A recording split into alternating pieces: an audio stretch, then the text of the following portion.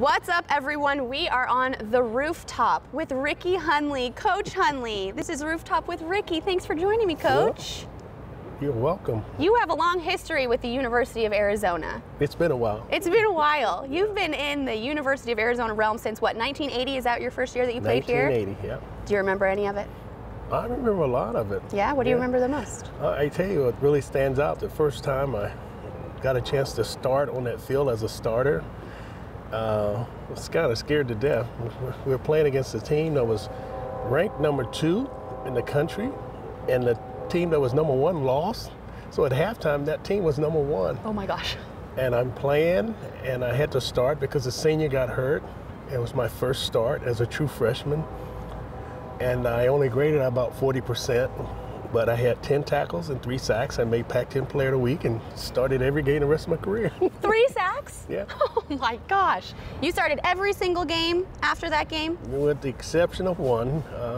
In my freshman year, that last game of the year against Arizona State, I got in a fight and I broke my thumb and I had to have surgery. So stupid is what stupid does. I was going to say, maybe we won't get into that one so much, but hey, college boys, right? Yeah, Part of life. Boys will be boys. Boys will be boys. A good lesson, I'm sure, that you can teach your players now. Hey, you can coach them out of it. You can coach them out of it. You probably learned a lot of things while you were playing that you now translate over to your coaching, huh? You know, I really learned one thing when it comes to recruiting. It's like you never tell a kid what he can't do, because as kids, they think they can do everything. They're invincible.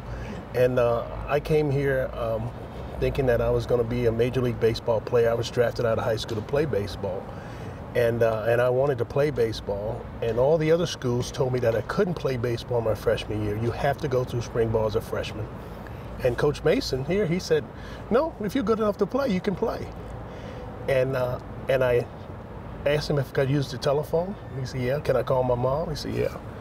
And I called home and I said, Scholar, cancel Notre Dame, Nebraska, and Ohio State. I'm going to Arizona.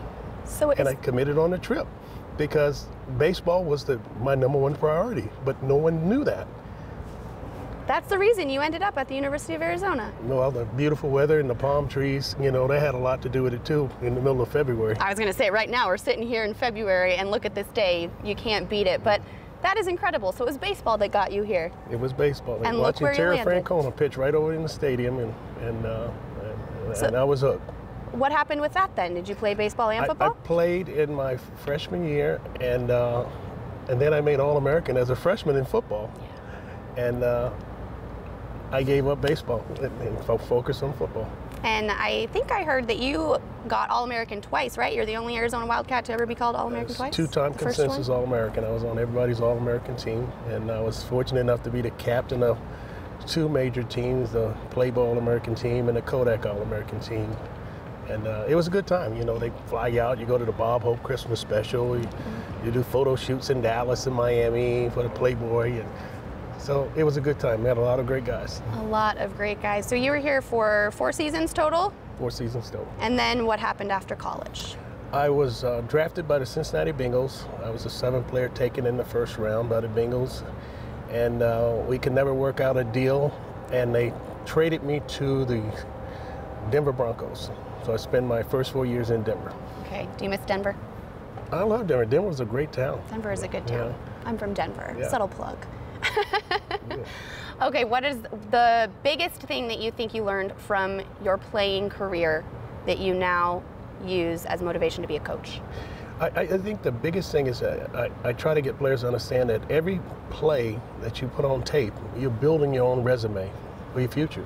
So you have any goals or aspirations to play at the next level, then put good stuff on tape, you know, and then take care of your body. And if you don't take care of your body, who's going to do it? You only have one. You're making money with your body, so that's your number 1 asset.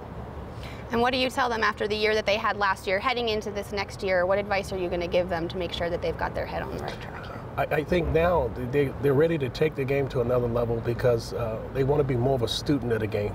Learn offensive football, you know, so that now it's easier to learn and easier to be taught to detail your work.